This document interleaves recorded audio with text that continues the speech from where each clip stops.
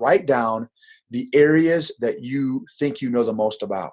Those are the areas that you are the least teachable in. The areas that you think you know the most about, which goes back to our feedback conversation, right? Dude, I'm a brigade commander. What are you talking about giving me feedback on leadership? Dude, I've been leading since you were born. Like, you can't give me, right? Those areas, and here's the other thing, that the other danger behind the areas that you think you know the most about, not only are you least teachable in, but those are also good chance the areas that you're the most comfortable in. On the heels of your comfort zone is complacency. On the heels of complacency is destruction.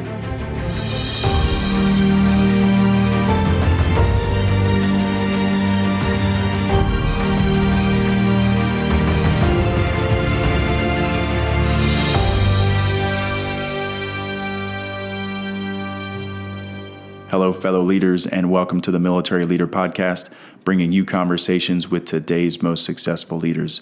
I am Andrew Stedman, and I am fired up that you are here and making this podcast a part of your professional development. You know, that effort really matters. What you read, what you listen to, the meaningful conversations you have every day, that development matters, and I'm just thankful that you make this podcast a part of it. You can find this episode, as well as all the others and many other blog posts and articles and links over at themilitaryleader.com. And while you're there, be sure to connect on Twitter and Facebook and LinkedIn and join the conversation that's happening every day around leader development and growing teams. All right, folks, you might want to strap in for this conversation. It is a chat with a good friend of mine, former infantry officer and very successful entrepreneur, Noble Gibbens.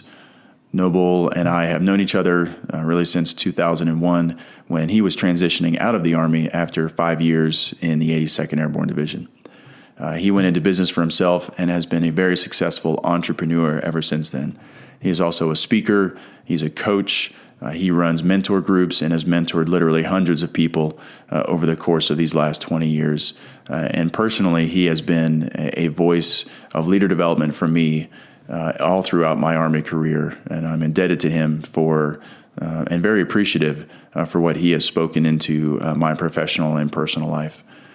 And so today's chat, it's a long one. It's also on video, so if you want to check out the video of our chat, you can head over to themilitaryleader.com /podcasts, and you will see the video hung there.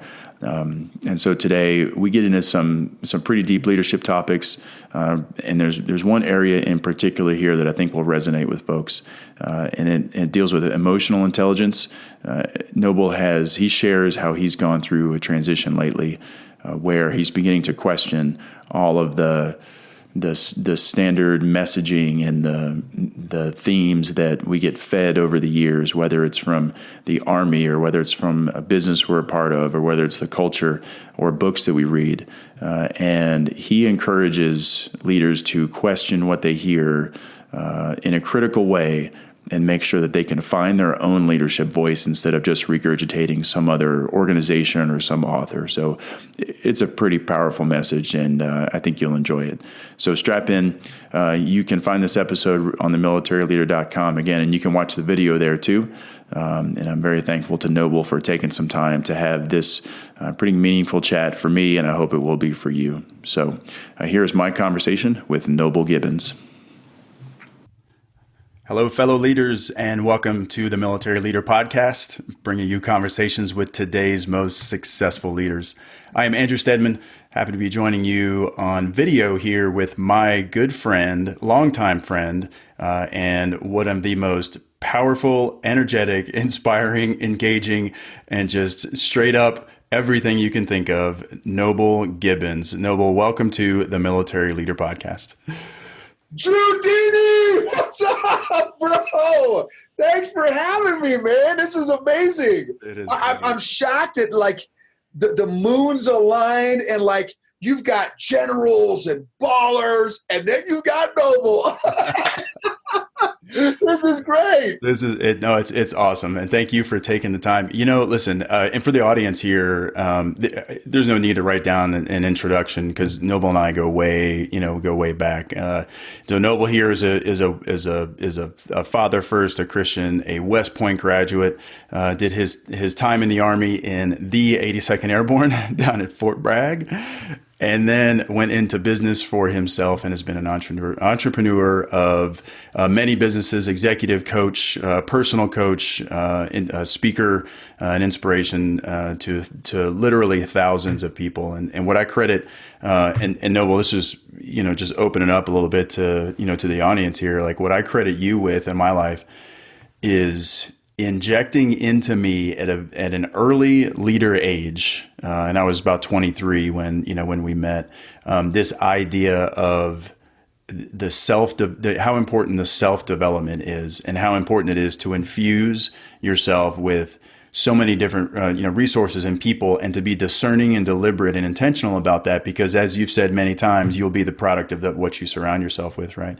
And so I learned that at such an early age because of you, and I think it set a solid foundation. So I just got to tell you personally, like, thank you for speaking into my life as a leader, and as a man, and I appreciate you being here, buddy. Absolutely, thank you, man. It's been a blessing to be, friends with you. And, there's a great verse in the Bible, Proverbs 27:17 is iron sharpens iron. So Drew Dini sharpens Big Poppy. I don't think that's verbatim, man. That's the NIV Nobles International version right there, brother. Right. That's awesome. Well, I want to listen. This is a free flowing conversation here, and every time you and I have gotten together, I've walked away better for it. I'm inspired by people who can elevate the conversation and care about getting something out of the experience, and not just talking about whether it's the latest football game or whether it's whatever. Like, I walk away from conversations. I prefer to walk away from conversations knowing that I'm changed in some way, and you've always done that. So this will be no different, I am sure. But I wanted to give the audience here a little perspective about your journey as a leader. I mean, even, we're going to talk about childhood and all that, but really, like, West Point on, like, what has shaped you as a leader, and what have you gotten into from groups and people to resources that has taken you to the point where you are today? I think you're intentionally leaving out the childhood, because that has a tremendous impact on everybody's leadership. But so from West Point on, I graduated at the bottom third of my class. I majored in cooperation. You know what I'm saying? Yeah. That's right. So by God's grace, man, I was able to graduate. I've got some incredible classmates that it was definitely a team effort to help.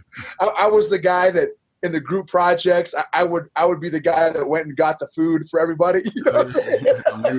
I'm with you right there. Or I was the typer. I was either the typer or the guy that went and got the food. So yeah. The dean's other list.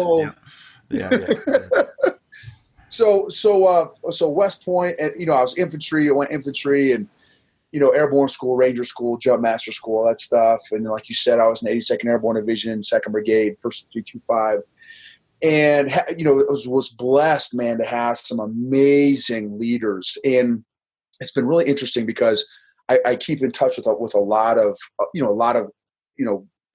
junior military leaders, right? So lieutenants, captains, and honestly, enlisted NCOs. I've got friends at every rank in the military. Up to I've got even a classmate of ours who's a general now, Scott Nauman, incredible guy. And one of the things that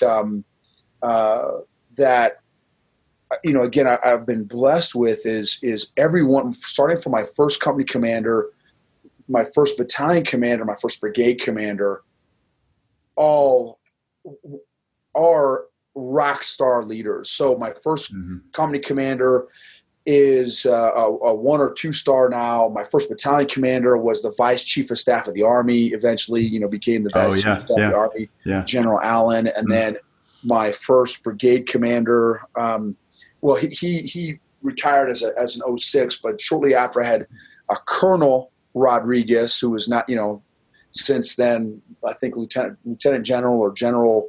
No, he was General. Yeah, commanded AFRICOM. Yeah, there you go. Yeah, big hot rod Rodriguez, Dave Rodriguez. Super dude. I was his brigade air. Man, it was, oh my goodness, man, that guy, amazing.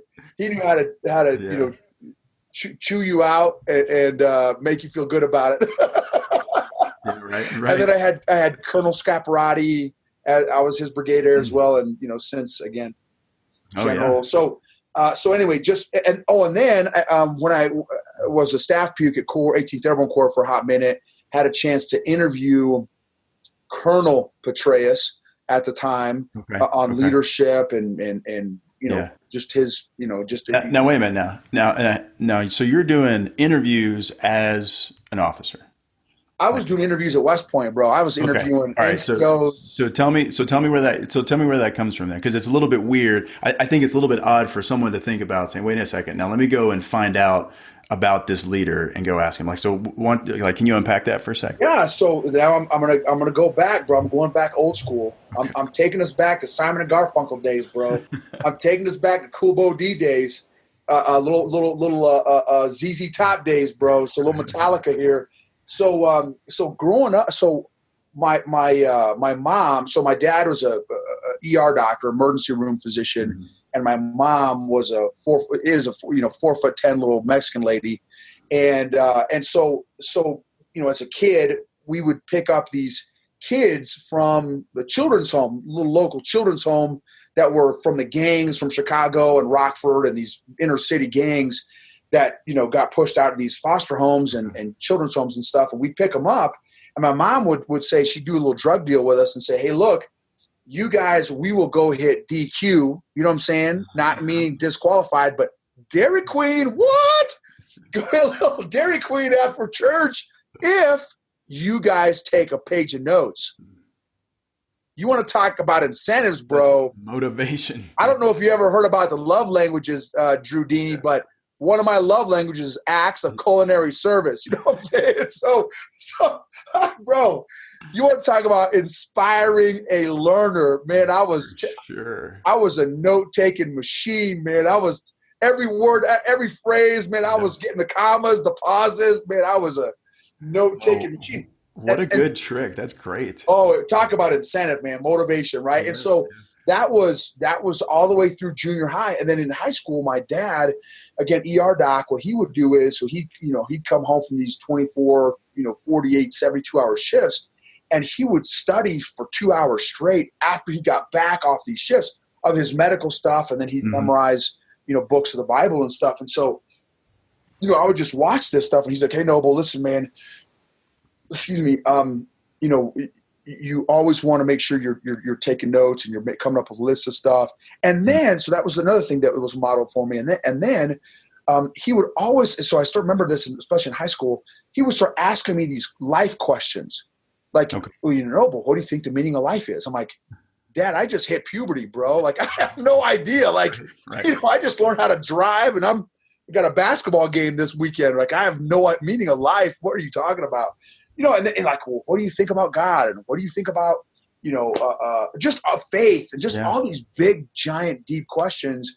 And he genuinely wanted to know. He was genuinely curious. And I'm like, wow, like he just modeled for me this intellectual curiosity that here he's got this massive brain. He literally a genius. He took some time off in med school because he got burnt out at med school. And when he took his break, he went and got his pharmacy degree on his downtime. And then once he got his pharmacy degree, then he finished up med school, right? So just literally a genius guy. Yeah. And just this intellectual curiosity, always like, well, what about this? And well, this doesn't work. Well, how can we fix it? Right. So I got to see this as a kid.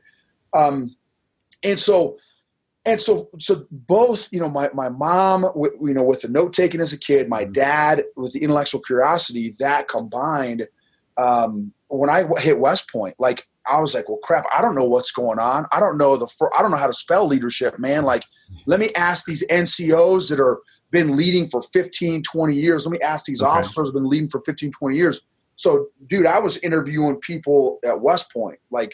So you identified, so you felt like you had a knowledge or an experience or kind of a talent gap, and you dove into it with these skills that you learned as a kid. 100%. I mean, dude, I was terrified to be a lieutenant, right? I was terrified, like, man, I'm going to be an infantry platoon leader leading 40 dudes, potentially in combat, two-way live fire range. And dude, I don't know beans from buckshot. Like, I want to make sure that I am the most prepared to lead somebody else's son and or daughter in combat. Like, I want to get my stuff together. You know what I mean? Right, and I want to come in, extracting as much wisdom and experience from these amazing leaders that I'm literally surrounded by in college. You know what I mean? Mm-hmm. Okay. And so you started asking around at West Point, and then even on into lieutenant and captain days, you were looking around for inspiring leaders. And would you go direct fire and be like, "Hey, sir, I want to talk to you. I want to ask you questions." Absolutely. That's right. Colonel Petraeus, hey, sir, can I take 15 minutes, 20 minutes of your time max? Mm-hmm. I'll have 10 questions for you. If we get to 10, great. If we get to 2, great. I will not waste your time. I will be taking mad copious notes. Can I get on your calendar? Do you have 20 minutes of white space? Okay. And it was either yes or no. And, when they saw the look of my eyeballs and like, I'm coming with questions, I got questions right now, but I'll wait until we're scheduled. Like, they knew I wasn't messing around. You know what I mean? Like, I was serious. That thought frightens people, by the way. I mean, what are you talking about? That boldness, like to walk up to a senior leader and say, can I take some of your time? I want to ask, I mean, that's that intimidation here. We can get to this, and something I'm going to get to talk with Michael Bungay Stanier about, in the coaching habit. But that, like, I mean, wearing the rank on the chest, you got the eagle, the star. I mean, that is intimidating for people sometimes to break through. But did you? Hey, check this out. Listen, I'm 2.5 years into jiu-jitsu. Yeah. And listen, I didn't understand the protocol, right? I've been an entrepreneur for 20 some years. There's this protocol in jiu-jitsu, like, if you're a white belt, like, people will pick to roll with you. You don't just, like, you know what I'm saying? I don't know this. I haven't read, like, the jiu-jitsu Gracie manual on how to roll or whatever. Right. And so, dude, so this is how I did it. Brand new. Now, this is, again, I just started a few years ago, so this wasn't like 20 some years ago, but because of my hunger and passion for learning and growth and all this kind of stuff, it's so funny, man. White belt, I literally have I didn't wrestle. I did Taekwondo, but that's nothing like jiu-jitsu. Anyway, I would go up to the biggest, baddest dudes, black belts. Hey, sir. Hey, can we roll? Right? You're not supposed to do that. But I didn't know, right? No one briefed me. And they're like, well, okay. They would humor me. But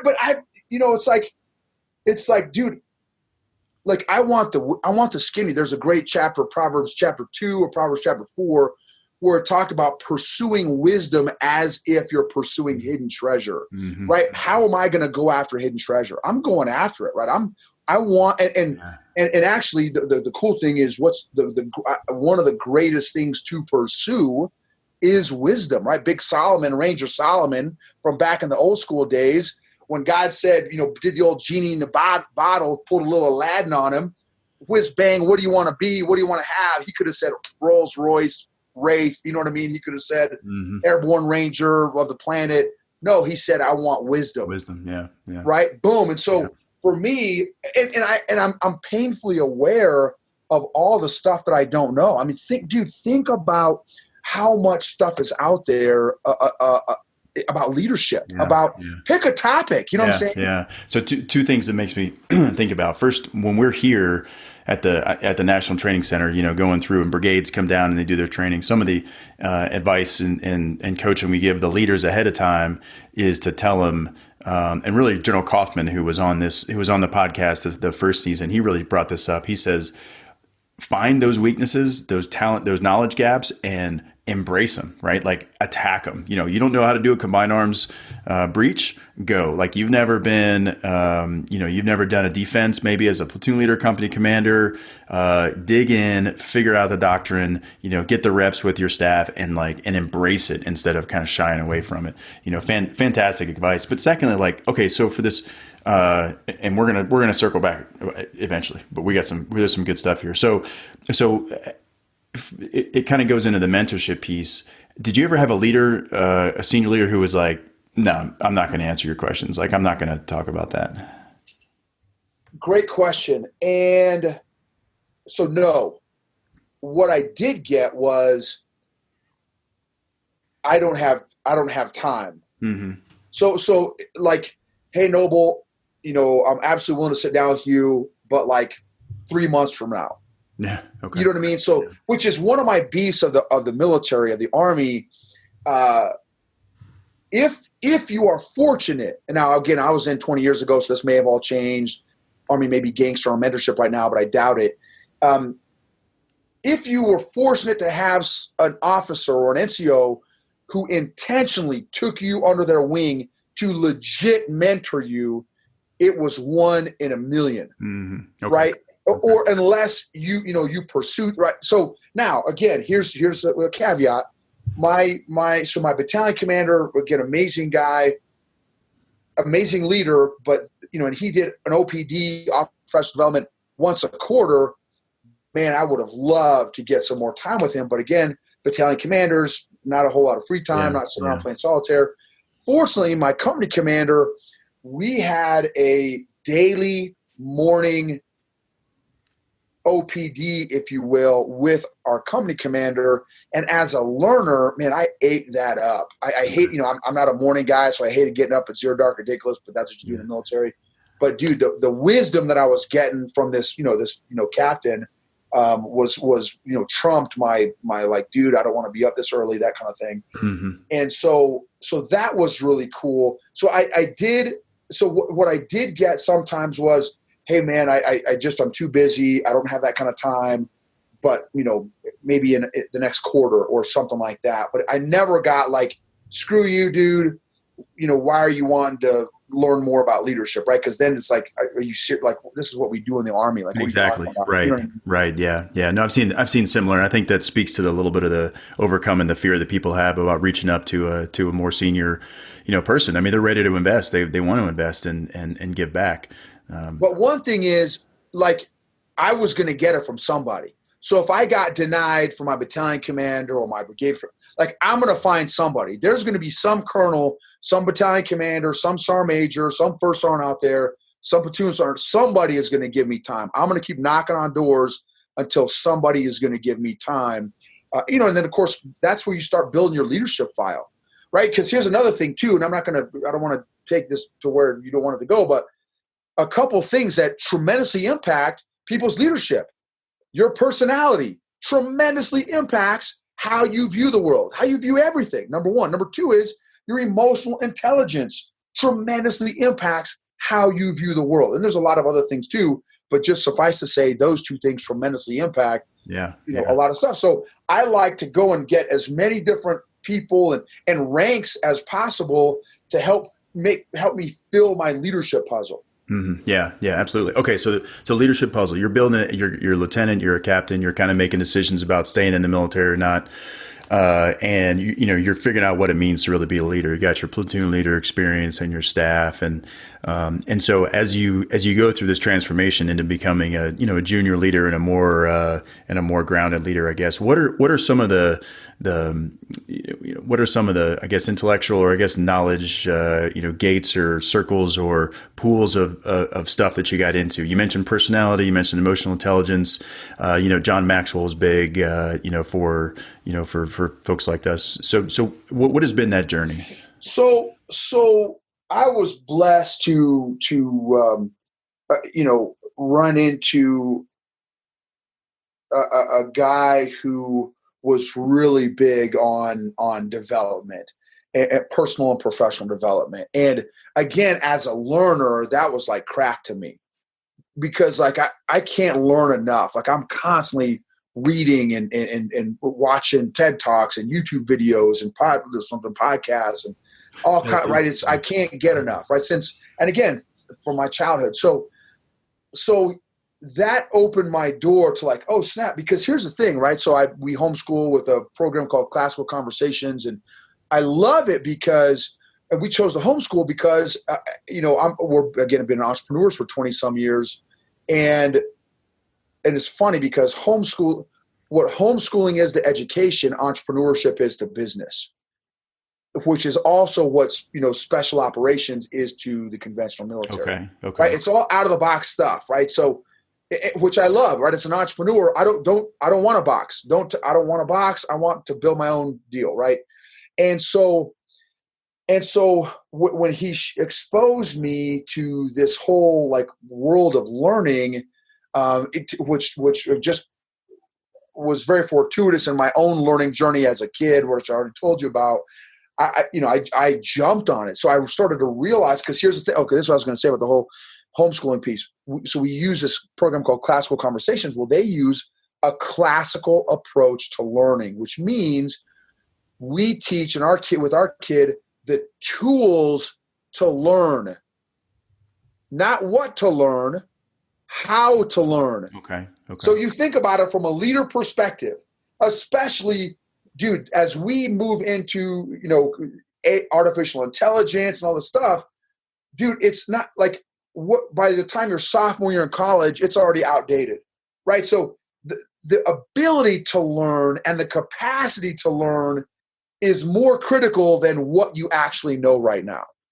And right. So that's what the beauty of this classical model.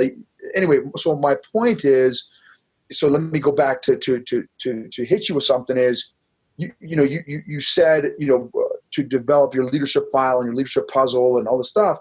Well, here's the thing, dude. One of the things in the classical model, it's called the 5 common topics in the dialectic stage, which is the second stage of learning. One of the parts of this 5 common topics is define your terms.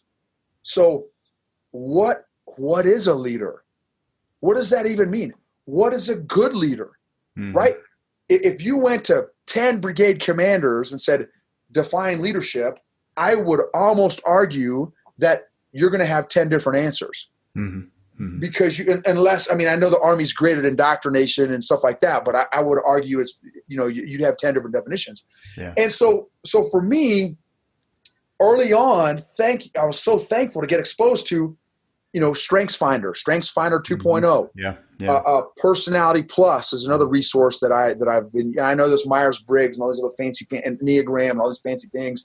I just keep it simple, man. Infantry guy, I like to keep it simple. So Personality Plus, Strengths Finder.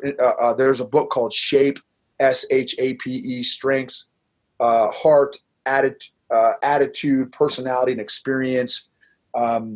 Love Languages is another one, is a great tool. So, and what I did was, as a platoon leader, I literally had for every soldier in my platoon, I had a card with all this stuff: their personality, their strengths, their love languages. You know what I mean? And because we're all different, and I know we treat everyone like the same, but we're all different people, unique human beings. So I wanted to really tailor my leadership and not just do one size. Say, hey, you guys all need to fit to me. I wanted to get to know these guys on different levels. Okay, so you use the tools you were reading about and using it to first really assess yourself and expose some things about yourself, but then turn around and use that in your on your team so that you can understand them a little bit better and tailor that leadership experience, right?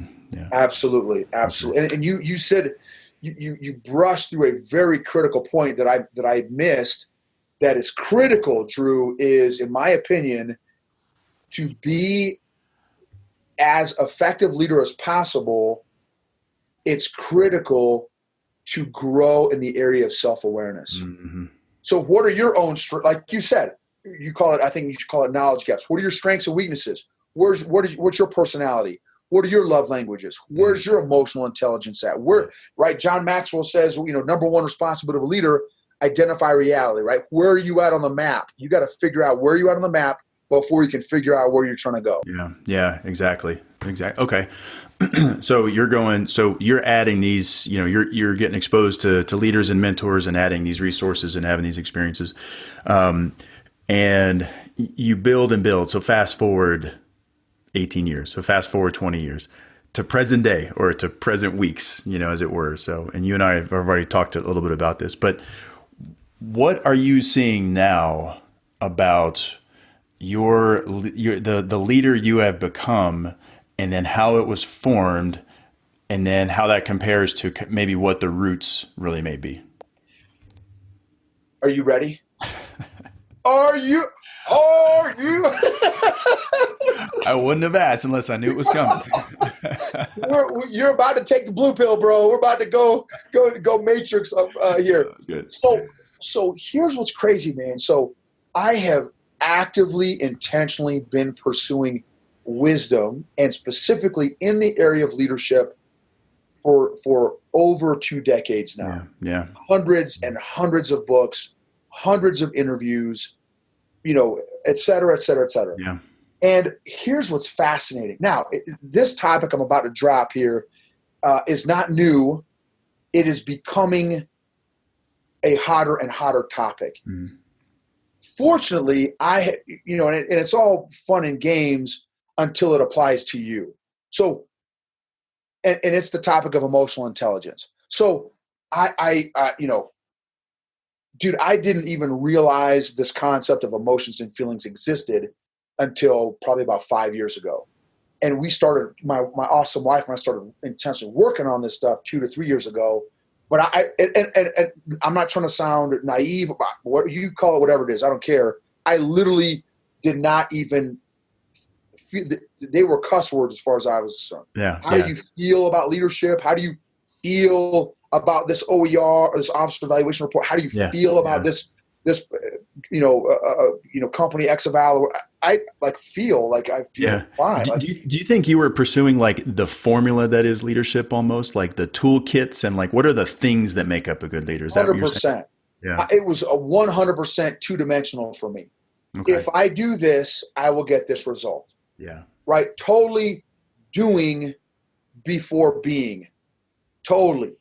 Did not even consider the concept. And, and I even, man, back in my days, that was the motto, right? That was the motto, be, know, do. Mm-hmm. And I thought, cheesy army, marketing spiel, whatever. Yeah. Well, now it's like, oh, snap. No, it's who before do. Be before do. Mm-hmm. And, again, it sounds cheesy, sounds warm, fuzzy, but here's the deal. Here is the deal. True or not true, your performance is impacted by a good or a bad leader, however you define those terms. 100%. 100%. Man, I love the infantry until I got to brigade staff, and I had this. I won't get to details in case this dude ever watches this, but this guy, it was like what he cared about was what direction the airplanes flew across the PowerPoint slide. Like hours. Oh, it's the wrong angle. They got to be. And I'm like, am I getting punked right now? Are we seriously spending? Dude, it's 2100. It's 9:00 at night. What am I like? Are you serious? Yeah. Right. And so it's like, it's a freaking PowerPoint. I don't think the CG is going to, and if he does, this is the wrong CG, man. You know what I mean? If that CG cares about the color of my slides or what direction the airplanes flow, dude, we have lost our leadership stinking center of mass. You know what I'm saying? Yeah. So when I started to work on and become aware of this concept called EQ, emotional intelligence, it changed everything, Drew. So it literally took leadership for me from 2-dimensional to 3-dimensional. I realized, so, and here again, going back to childhood, right? My one of the things, so as an executive coach, one of the things I realized is that I've realized is, and I'm talking, this is not anecdotal. I'm not talking, I've had 2 clients. I'm talking, 75 to 100 clients from the ages of 16 to nearly 70 from making 30,000 a year to multimillionaires, 100% of adults that I have invested in exhibit behaviors as an adult 100% as a result of their childhood. Now, not all of our behaviors as an adult, but there are some behaviors as an adult that 100% have come from our childhood. Okay. Directly connected to what we do. Directly connected. So as a leader, is that good or is that bad? Yeah. Are you even aware of that? Are you even aware of how your childhood is affecting you today as a leader, as a husband, as a father, as a parent, as a brother, sister, uncle, all that stuff, right? Yeah. Are you even aware of how you're being impacted and limited, right? The limiting factors as a result of your childhood. And for me as a leader, I don't want to be a two-dimensional leader. I want to be a three-dimensional leader that is as effective as possible at leading, at impacting others in a positive way. And the reality is, here's the reality, Drew Gini. The reality is, la-di-da-di, everybody has feelings and emotions. So why don't we, you tell me how many leaders in the military are even aware of that facet of leadership. And here's the thing, emotions and feelings impact everybody, but yet we don't. I mean, it's been a lot of the basis of the recent conversation in recent years on toxic leadership, right? Which now we call counterproductive leadership, is what the Army, what the Army calls it. But that's the foundation of that is that people have a bad, workplace culture or experience, and that comes from an emotional side. That doesn't come from a process side. You don't get a toxic environment because a staff process isn't working or a command process isn't working. You get it because a leader is belittling and demeaning and being counterproductive for the experience that everybody wants to have. That's right. Or they're a narcissistic leader. Yeah. Or they're not self-aware, right? There's another book called Emotional Intelligence 2.0 that talks about there's 4 aspects of emotional intelligence, and that's just kind of like an intro to emotional intelligence. It's good, but it's kind of an intro to it.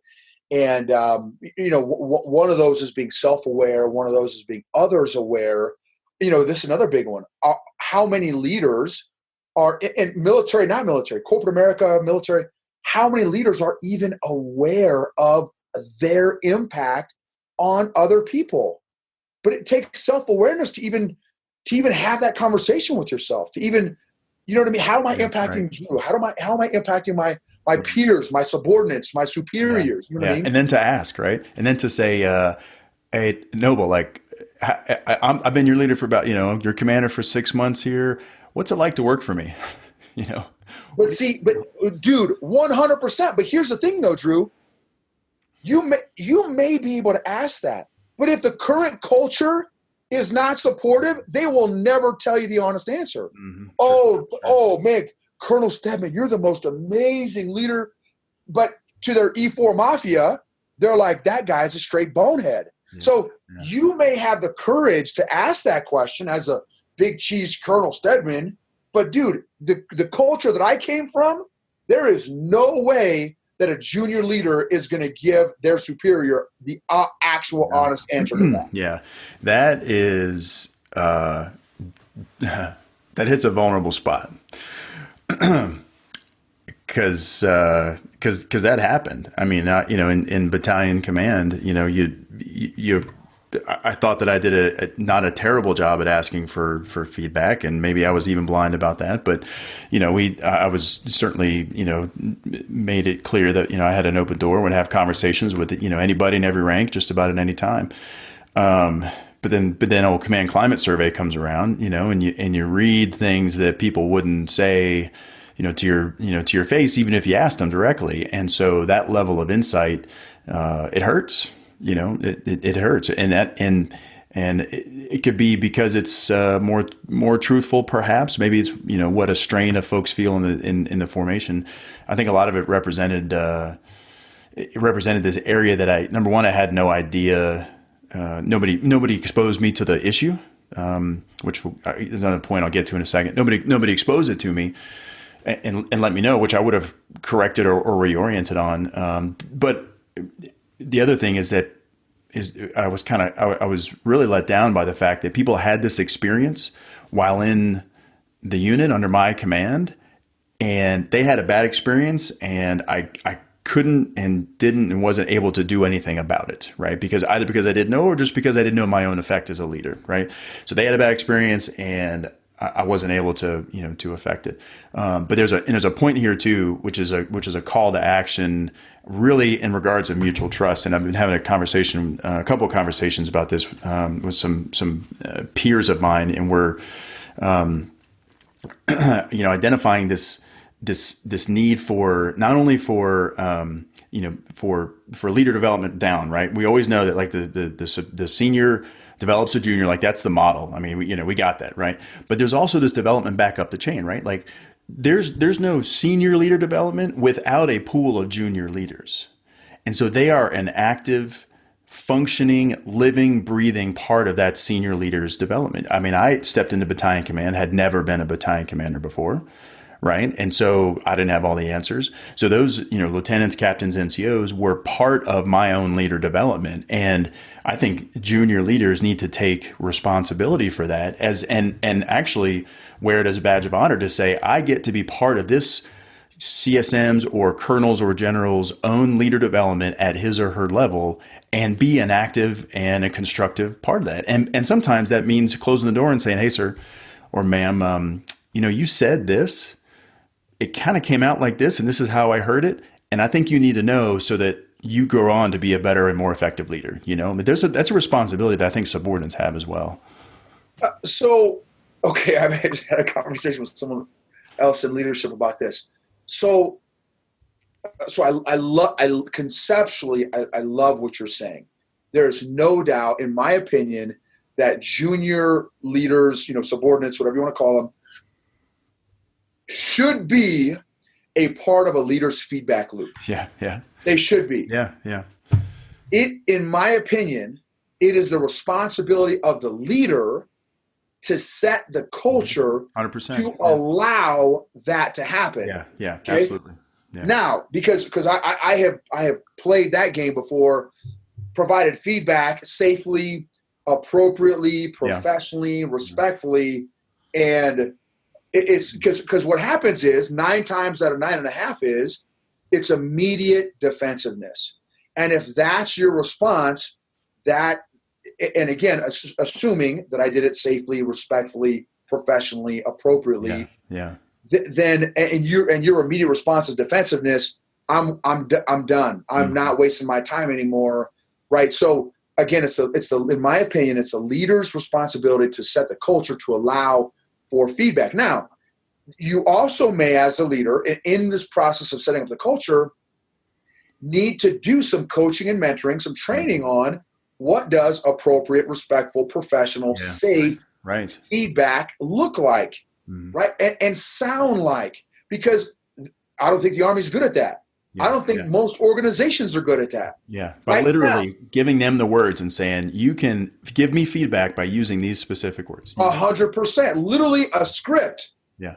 Here's the script. Yeah. So, and I've got some great things for that too, but that's so here's something else, Drew, is, you said something that is I feel like a DP, right? A decisive point in this learning feedback mechanism.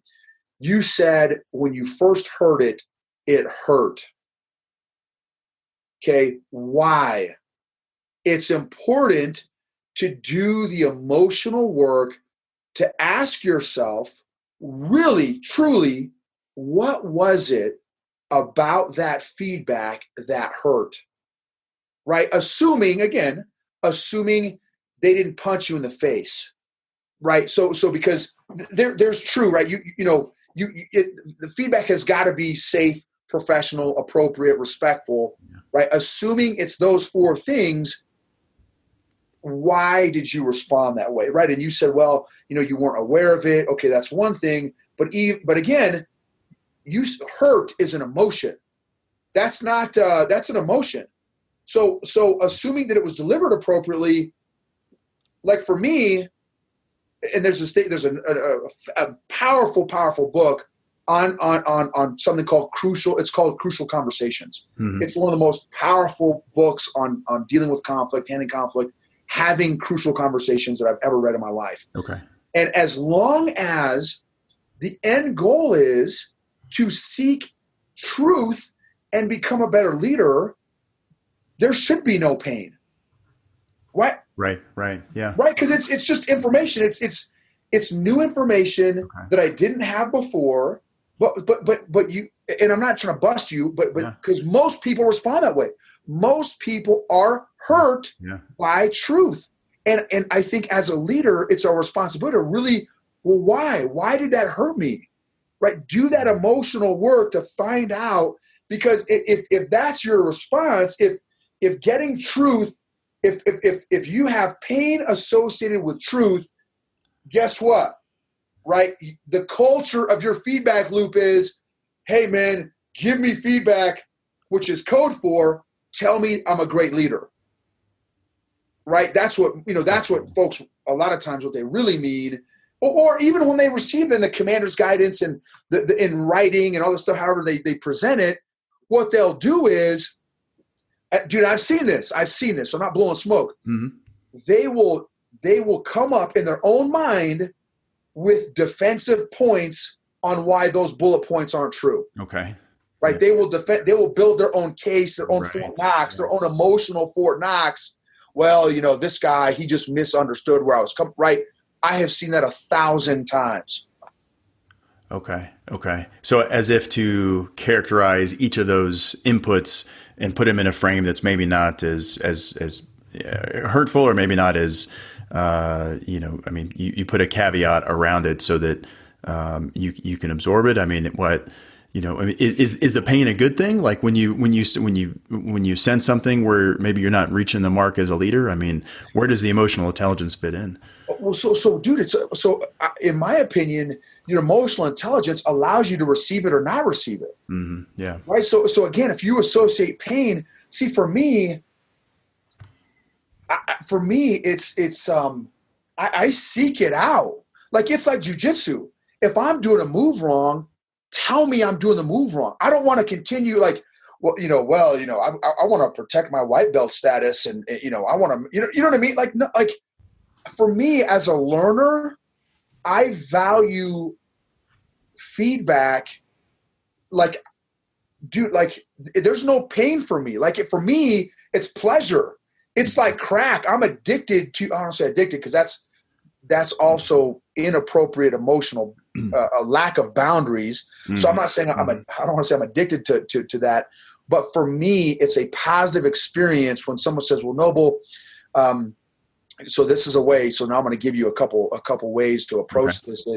So, hey, Drew, during our last command and staff meeting, as at one of your battalion commanders, can you? I want to understand where you're coming from.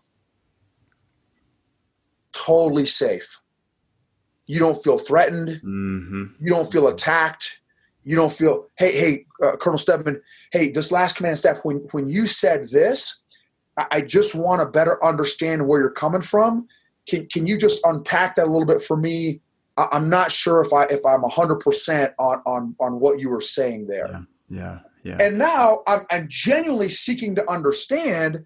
And now I could be like, oh, okay, now that totally makes sense. Or I could be like, okay, so hey, sir, so do you mind if I ask you a couple questions about that? Mm-hmm. Right. Safe. I'm getting your permission. Yeah. Right. You mind if I ask you a couple questions? Hey, absolutely, Colonel Gibbens. What do you got for me? Oh, okay, sir. So, so thank you for kind of helping me, unpack that, your commander's guidance there. So knowing that your medal is this, right? Your command priorities are 1, 2, and 3. Can you just help me understand, how does what you just unpacked for me fit into your 3 main commander's guidance points, right? Can you kind of help me make that? So, and you're kind of seeing what I'm doing here. It's all through questions. Yeah. It's all through questions. Now, I'm taking you where I want to take you, right? So I've got a point where I'm trying to, I want you to see, but I also, there could be some area that I may not fully understand too, right? Sure. Because you have a different perspective, obviously, than I do as a battalion commander, your brigade commander. You've got a much macro perspective of the quote unquote battlefield than I do. And so, but my point is, by asking strategic, intentional, and tactical questions, that's a lot less threatening to people than just saying, "Hey, Colonel Stedman, you were completely jacked up at your last staff meeting." Now, here's the deal. Here's the deal.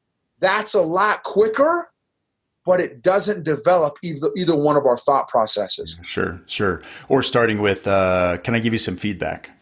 Whether going down or up, right? Like you hear feedback and it's like defensive, like you're kind of ready to, to spar, right? Yeah, this is an inquisitive approach to going about it. And that can be important for people, because saying, can you help me, sir? Can you help me understand this is a lot easier. It's a lot lower threshold to get over than, sir, I need to give you feedback about how you're a bad leader. It could be, it's a lot easier for junior leaders to maybe bridge that gap, I think. Yeah. 100%. The other dynamic too, Drew, so in coaching and mentoring your team, your leadership team, so to speak, on how to provide effective feedback that's safe, appropriate, respectful, and professional and stuff. The other piece of that, so that's one big piece of that. Now there's other questions that you can ask. I got a lot of those questions and stuff, a lot of ways to kind of coach that and that kind of thing. But another thing is to mental, again, this is where emotional intelligence comes in, is do the emotional work behind receiving feedback, period, for you. Because, okay, you could do one side of, okay, I've prepped my team. The only kind of feedback I'm ever going to get going forward, let's again in fantasy land, right? Just is safe, and it's going to, non-threatening, all this stuff, right? So, okay, took care of that. Well, the other half of that coin is you got to prep yourself. Like, are you ready to receive safe, appropriate, professional, constructive feedback? Yeah. Right? Are you even mentally and emotionally prepared to receive that? And this is my sign. One of my red flags of someone's emotional intelligence is, again, assuming the feedback is all those things I said: safe, professional, appropriate, respectful. If the immediate response is defensiveness, that's a sign of low EQ for me. Okay. So if they get back on their heels, they're not ready. Nope. And dude, I can't tell you how many people I've had. No, but just give me the truth, man. Give me the truth. And I know, based on watching them and their emotional intelligence, they are actually wanting to just tell me, no, but can you just tell me I'm a good leader? Tell me I'm the man. Tell me I'm the woman. Yeah. Tell me I've got my poop in a group. You know what I mean? Wow. Yeah. This goes in line with a conversation I've been having with a really good friend of mine about this, and she said that it helps to have this conversation if you can place the reason for it, or place the motivator or the driver somewhere else. So if you can keep the unit, if you can keep the nation's security, if you can keep the greater army as your motivator, right? Like a leader, you need to hear this feedback because our unit deserves great leadership, right? You place the ideal outside of the conversation between these two leaders, and it takes on a whole different meaning then. Like, I'm doing this, I'm having this conversation, not for you or for me. I mean, partly we're going to grow, but the unit needs you to stop leading in this way so that we can be more effective, ready, and lethal, right? So excuse me. So yes, which one of the other reasons why people, I would say, I would almost argue most people have a very tough time with receiving feedback is because their identity is their rank, is their position, is what they do. And they can't separate their identity from this role or position. And so it's immediately any kind of feedback, constructive, positive, safe, not safe, whatever, is a threat to their core value as a human being. That's right. It was Colin Powell, right? Like, never let your ego get so close to your position. Then when your position goes, your ego goes with it, right? And one thing that I've learned in recent years is that when you walk in a room, that rank precedes you. It's first thing on your chest. Is first thing you see. You win every argument in your command, right? 51% of the vote. You can walk in, decide, and walk out, and nobody can say anything, essentially. So how do you break that down so that you bring out the most in the team, right? The most effective. But yeah, that identity. Are you that rank first? Are you an emotionally intelligent leader first? Are you an enabling leader? Are you a coach? All those things mash up. So let me ask you then. So you mentioned in the video. And I want to ask you about the 360 movement here also, because it's an incredible initiative. But I want you to explain that in a second. But on one of the videos you shared that I saw this week, you talked about authentic leadership and finding your own voice, kind of as a response to this journey that you're on about emotionally intelligent leadership. So what should we do with all of the stuff that gets thrown at us, including the military leader, right? Like, I'm putting out content and podcasts, and we have leaders that, share insight. So how can people be discerning with that input and still find their authentic leadership voice? Excellent. So excellent question. And yeah, one of the things, so in that video that you saw, I think it was on my Facebook page, that I'm going through. I am going through. So I'm probably in the beginning of my third quarter, right, of my life. And what's crazy is, because I have never been aware of emotions and feelings and all that stuff, and because I'm a recovering people pleaser addict, I took everything that West Point told me, that all the books that they told me to read, that the colonels and generals and E7s and sergeant majors and first sergeant, all these people in the 82nd, in the different organizations I've been a part of, I took what they told me as the gospel according to West Point, the gospel according to the 82nd, the gospel according to whatever, right? These different organizations. And now, as I'm becoming more and more emotionally healthy and aware and self-aware, I'm realizing, snap, what's my definition of leadership? How does Noble define it? Because in the past, I would say, well, the definition of leadership is, I'd bust out not Schofield's definition of leather. That's the old school. I'd bust out some patent quote, or I'd bust out some quote I learned from West Point, or because that's the societal approved leadership, or John Maxwell quote, or Jim Collins, or whoever, right? I'm guilty. I do that. Yep, I'm guilty. Yeah. And so boom. So after all this emotional growth, emotional journey, emotional healing, and this whole process we've been through, and I was in the middle of reading Above the Line by Urban Meyer, and he's got a couple really neat. He's a big football coach. He just retired, I think, and so he's got all these neat, very simple but effective leadership tools that he's used and developed and stuff. And it just hit me, because it was my first real leadership book. I'm a crazy reader, but it was my first, kind of quote unquote textbook leadership book that I had read in the middle of the emotional journey that I'm on. And I'm like, and it just hit me like a Mack truck. I'm like, well, what's my leadership philosophy? What are my leadership tools and systems? And I could recite to you MDMP and the OODA loop, and I could, op order. I can recite all these other tools that have been handed to me. But what is based on my strengths, my weaknesses, my personality, my experiences, my heart, my love languages, my worldview, all this, my biblical, I'm a Christian. So what biblically, what is Noble's definition of leadership? And that has really caused me to do some soul searching. And here's something else that most people, many, many, many leaders do not take the time to do, which I feel is one of the most powerful leadership tools, in my opinion, is reflection time.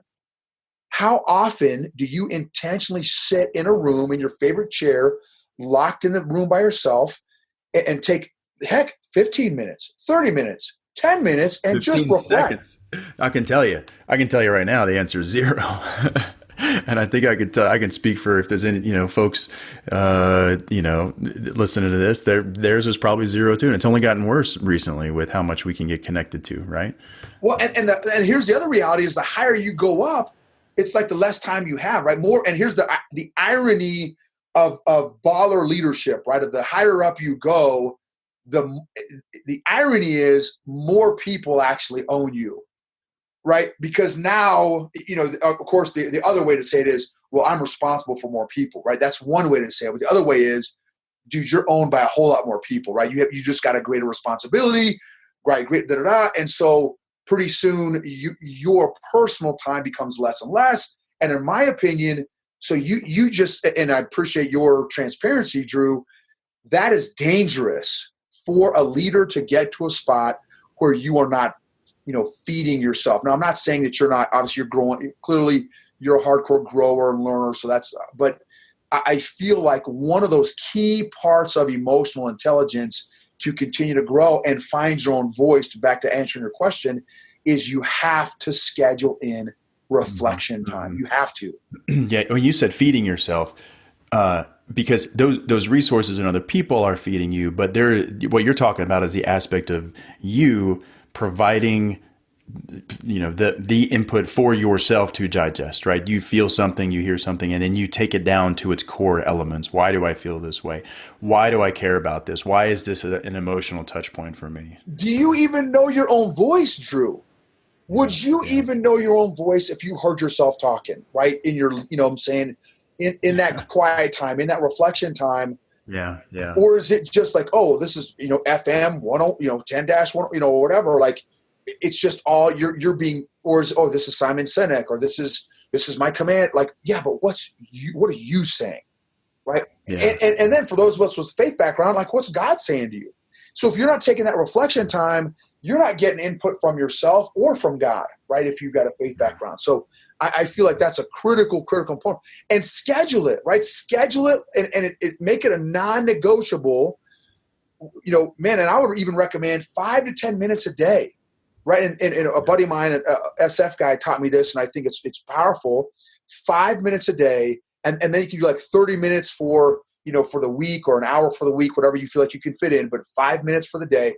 Close the door, lock it, 5 minutes, set the alarm. And he called it a RAP session, RAP, review the past, analyze the present, plan for tomorrow. Review the past, analyze the present, plan for tomorrow. Yeah. Right? There's 1,000 different ways to do it. That just one little system, take 5 minutes, but just reflect. Right? What am I thinking about today? What's on my heart today? What did I learn about leadership today? What did I learn about being a good follower today? What did I, you know what I mean? There's 1,000 little systems that you could do. I love your idea. I saw, I think it was a post or something where you had your 3 questions that day, right? Yeah. Just taking that time, 5 minutes, 10 minutes, lock yourself in the room, reflect, journal is also part of that, in my opinion. Right, journaling. Right.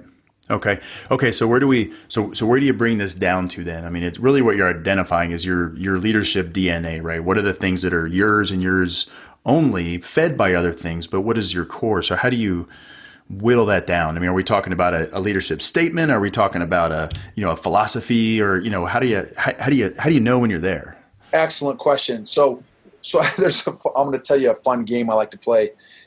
This may not be a positive thing, but I like playing it. But I like asking people, hey, Drew, tell me your story, right? If I met you at the GM or whatever, if we got a few minutes to chat, right. Drew, tell me your story, right? And a lot of times I'll get, well, what do you mean? Like, oh, no, just tell me about yourself. So I won't even lead you, right? Oh, well, just tell me like post-college, or I want to see where you start. Yeah. I want to see where you start. And then I'll let you go, right? Let you go. And then I like to ask, hey, Drew, what are some of your core values? And what I want to see is, does your story line up with the core values that you told me? Because the reality is, you will have told me your core values in your story, and I will be able to assess whether or not they actually line up, right? Because what I found in a lot of leaders, they say, so again, this is emotional intelligence. intellectually and maybe emotionally, they want their core values to be, my faith, my family, da. Listen, if you don't make your family a priority, that's what I tell people. Show me your financial budget and your time budget, and I'll tell you what your actual core values are. Wow. Well, no, family's important to me. And you see them 15 minutes a week? No. Family's not important to you. Yeah. That kernel and your rating is what's really important to you. Your family is actually not important to you, right? Because your actions speak so loudly, I can't hear what you say, right? Cheesy quote, but it's true. Right. Okay. So anyways, that's one thing. The other thing too is so that's one little thing. So your story, then your how you define yourself, your story, like how you see yourself is one aspect of that, right? Okay. Yeah. So your core values, right? Your actual core values, not what you want them to be, but your actual ones. Mm-hmm. So, and I think that's helpful to do a time budget and a financial budget. And there's another one too, a habit budget, right? Write down your habits. Yeah. That's another one too, right?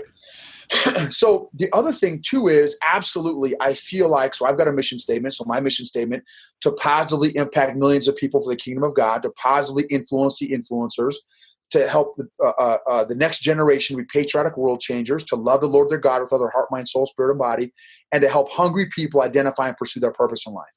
That's my mission statement. It's a kind of a fivefold mission statement. And it's been a process. It's taken, and I've got a video on that too, on kind of how I developed that and the importance of a mission statement. But here's the thing though, again, does that accurately reflect your life?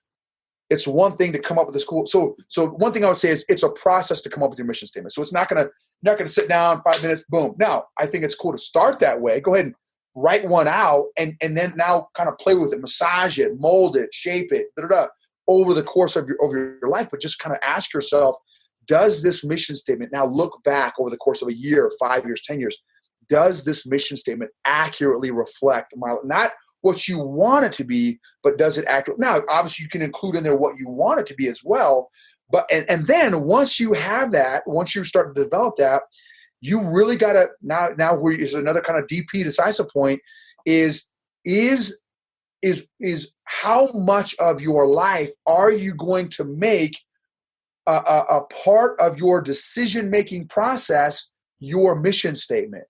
Is it just going to be, because what most corporations do in my executive coaching stuff, it's a quote on the wall. It's, well, here's the commander's intent. Here's but nobody knows it. If I went to ask the E3 on the ground, hey, what's the battalion commander's intent, or the brigade commander? Well, I don't know. I don't know what's for lunch. You know what I mean? Like, you know what I mean?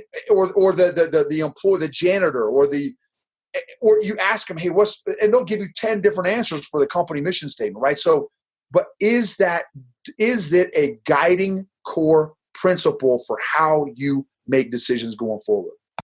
Is it the first thing you talk about when you have a meeting, or is it is that where the conversation gets going with, whoever you're talking about in the organization? Yeah. How about this one? This is money, right? This is another good assessment. Hey, Drew, what do you do? What? Don't answer that, because most people answer with their job. Their job title, right. Versus who they are. Yeah. Well, hey, what do you do, Noble? Well, man, I'm a father. I'm a husband. I'm an entrepreneur. I'm a leader. I develop. You know what I mean? Mm-hmm. Versus, my job is I'm the battalion commander in first of the 325. Mm-hmm. Why do most people answer with their job title or their job position? Mm-hmm. Right? Because a lot of times that is their identity. Yeah, identity. Yeah, exactly. Wow. Well, I mean, so it's such a process to whittle down then, and to strip that away and find out what you're. Is there a book, like what resource do you recommend for people reading more about this to expose it? I've got a zillion books on emotional intelligence that I recommend, and the thing that I recommend, and actually we are going to be starting a podcast called EQ for Entrepreneurs here very soon, over the next probably month or so, and because we got tons of just lessons and all that kind of stuff. I want to encourage people, for those who decide that, hey, I want to take this on, it's a process. Growing your EQ is a process. It is not an event. It takes time. And a lot of times I will tell you, it feels like, so speaking about feelings and emotions here, which again is just is funny and ironic coming from me, Airborne Ranger, Infantry Jump Master guy talking about warm fuzzy stuff. But here's again, it totally impacts the bottom line. So not only in the military, but in business as well, the warm fuzzy stuff directly impacts the bottom line. A lot of times it feels like 3 steps forward and 2 steps backward. But that is also a sign that you are doing it right. So don't be discouraged by, well, man, I'm feeling bad about this, or I'm having some negative emotions or feelings. That's okay. Give yourself the space and grace to go through that journey and feel those emotions and identify those emotions. So, because here's the other thing too, so a huge piece of this real quick thing is the brain is a master filer and organizer. And if you have emotions and feelings bebopping around your being like a 45 hollow point, and it's not named or identified, it's going to do damage in you. And it's cute when you're 3 years old and 5 years old and you have these little emotions and feelings, and it's a little cute little furry monkey. But when I'm a recovering stuffer also, so I've stuffed my emotions and feelings my whole life. It's fine and froggy when you're 5, but when you're 45 and you're a brigade commander or a division commander and or a VP of a company or a CEO of a company, and now that little cute furry monkey is an 800-pound gorilla, let me tell you, it is going to impact your leadership. It's going to impact every decision that you make at work and at home, in your business and at home. And so it's not sexy, but it's so worth, in my opinion, to do this work. So Emotional Intelligence 2.0 is a great book to start with. Another book that I'll throw out there is, oh man, these two are game changers, man. Boundaries by Dr. Henry Cloud and Changes That Heal by Dr. Henry Cloud. I would say those 3 books are great starters.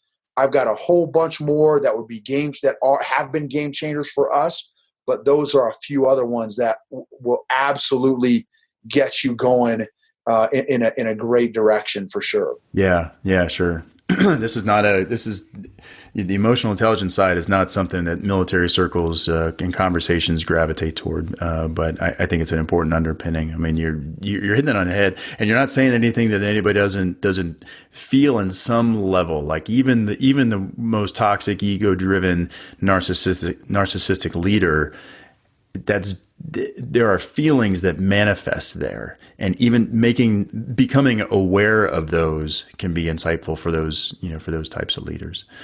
Man, we can spend like an hour talking about this. I know. So talk to me about 360 movement. Like what are you doing? How are you coaching? How are you impacting people lately? So the mission of the 360 movement personal growth tribe is to change the world by changing your world, by changing you, through reaching the world, by restoring brokenness, empowering leaders and influencers, affirming gifts, strengths, talents, and superpowers, cultivating deep roots, harvesting long-lasting legacy fruit. So for us, it is a leadership approach from every single big rock in someone's life, from all 360 degrees of someone's life. So it's not just, am I technically and tactically proficient, but they don't want to follow you in silent prayer, right? Your soldiers don't want to follow you, but man, you're God's gift to an M4 or to you know what I mean, to a war, right? But everybody hates you, right? Again, which impacts performance. So for me, because and here's kind of how it kind of evolved or started is, I've seen a lot of people that are financially successful that are not family successful. They're professionally successful, but they're not personally successful. And for me, again, I love the Lord. I want to be successful, and a good example in every area of my life, not just, oh man, I'm a great business guy, or I'm a great dad, but we're eating ramen noodles, or like, I want to be a good example in every area. Like, man, if my faith, and I believe that, God created this big ball of mud we're all on, like, why can't I be successful in every area? And so we have created content, interviews, podcasts, experiences to help people grow in every area of life, that are serious about growing in every area of life, not just in their job, not just in their profession. Yeah, that's okay. So how do you connect with folks? Is it a personal coaching, individual calls? I know you have the videos and Facebook page and all that. So we put out a lot of content in the 360 Movement Personal Growth Tribe. And from there, we have done a number of webinars. Probably, man, over the last couple of years, Drew, we've probably had 1,000+ people attend, attend the different events. We've had different speakers in on emotional intelligence, on flow, the concept of flow, Building Your Story Brand by Donald Miller. I had one of his consultants speak for us. The chief growth officer of the Flow Research Collective spoke from a book called The Rise of Superman, which is an amazing book. Again, emotional intelligence, business guys, real estate. Like I've done them. We've done seminars and stuff every couple months on. We started one on leadership. Then we did one on work-life balance. Tell me that's not relevant. Yeah, we did one on assets, business, finances, and real estate, business investments in real estate. We did one on developing leaders, one on relationships, one on, anyway, so lots of different topics that are very important, in my opinion, in developing the whole person. Again, be before do, who before do, not just here are the 5 steps you need to do to become a successful leader. Yeah. That's good. Can folks plug into that? How can they get into the content, or is it? Absolutely. So, it's all housed within. I don't have the gift of administration, so that is not a skill of mine. So I created that Facebook group, the 360 Movement Personal Growth Tribe, and for anyone that joined it, there's a number of hashtags that are really popular. So you can do hashtag EQ. We do a lot on emotional intelligence. We do hashtag keynote. If you do hashtag keynote, I've got a Google document that has multiple tabs on there from all of our different events with our previous speakers. They're like mini TED Talks. Previous speakers, book lists, leadership lists, relationship book lists, podcasts, all kinds of great content. Okay. Awesome. Can folks go to Facebook and try to and request an invite for that, or? Absolutely. Okay. We'll put a link in the show notes for sure then, and send that out. So you and I, we spent some Waffle House mornings till 3 a.m. doing exactly this right here. I do want to wrap it up here in a second. And this is just version 1 of many versions. I think I want to ask you about mentorship. At another time, I want to ask you about mastermind groups. I want to ask you about surrounding yourself with the right people to feed this. This clear version of who you are as a leader, right? So, there can be power in who you surround yourself with in order to give yourself the right view and the right growth as a leader. But also, then how do you build your tribe, right? Who do you invest in? How do you determine who to invest in to apportion your time? Because we're all, we are all busy. All the time is it's competitive. So, but who is worth investing in? And so how you organize that. So it's part of the mentorship conversation. And so there's lots of stuff, dude, tons of stuff to talk about. So I'm going to leave you. So I'm going to leave you with an invitation here to invest in everyone listening on the podcast here. Like, so if you can deliver one insight to everybody listening right now, like a home run takeaway to make them a better leader, what would it be? Excellent question. This is how I will respond to your question. Every single person has superpowers. Right? They've got gifts. They've got strengths. They, again, just my background, I believe they were God-given, right? So, you have these gifts. Don't be satisfied with just having them. Figure out how you can become intentional and deliberate at becoming world-class in those gifts. Somebody needs those gifts that you bring to the table, that only you bring to the table. And I'm a cheesy quotes guy. One of my favorite quotes is from an author. I can't remember off the top of my head. Mike Murdoch, you are a solution to somebody else's problems. You are a solution to somebody else's problems. So don't just be satisfied with your gifts. How can you be, because this is another thing that I feel is not as popular as it has been in the past, is the concept of mastery. How can you become world-class at the gifts that you have to have a greater impact or a deeper impact? Man, that's good. That's good. Because we've all got it in us. And I think sometimes we're afraid to expose that, right? Exposed to deliver it. I mean, afraid to deliver it, afraid to take it to the next level, or we are satisfied with where we're at. We've been told on an evaluation, or maybe from one of those other, followers or superiors or bosses. Oh yeah, you're good at this. I guess I'm good at that. I don't have to improve that, right? I don't have to become an Olympian in whatever that is. That's good. I appreciate that. Well, and here's the danger. The danger is this is another thing I love. An exercise I love doing with people is write down the areas that you think you know the most about.